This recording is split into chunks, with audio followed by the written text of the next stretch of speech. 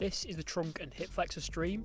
So you want to work to a rep target of 1 minute 30 to start with the first 2 exercises, and then what you can do is work on to doing 15 quality reps for each exercises before considering progression. So again, with these rep targets, guys, it's not to say that you have to progress when you hit the rep target, it's just getting you to the point where you're very competent in this movement before you move on to the next. So you want to be making sure that you've got full anterior trunk and hamstring competence before going into this movement stream. What that means is you've worked all the way to the end of the anterior trunk stream, and same for the hamstring flexibility stream. From a coaching standpoint, for these first few exercises, we're going to fix the feet. You want the hips bent to 90 degrees at the hip for the hold. From here, you're going to tuck the chin and try and lengthen the spine. This one should be felt in the abs and hip flexors. And again, to start with, you're just going to try and hold this for a nice competent 1 minute 30, and then you can start to introduce repetitions where you're peeling off the floor, coming into this top position and holding for a moment before peeling back down to the floor again.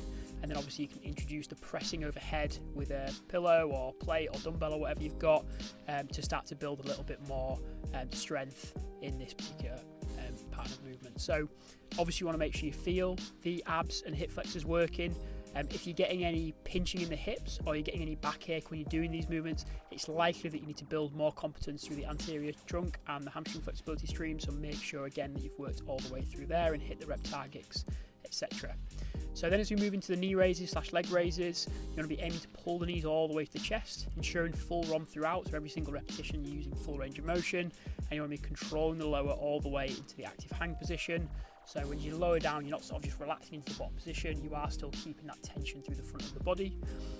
From there, obviously using a dumbbell, or you can use a medicine ball or any sort of weight you've got, but generally a dumbbell works well because you can pinch your feet between it, and then obviously they rest against the top of the dumbbell.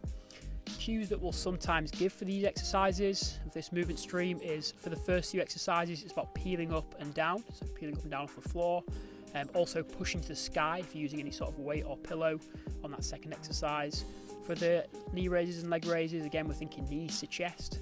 And finally, I'll often say control the lower, so people try and go a little bit too fast as they come down.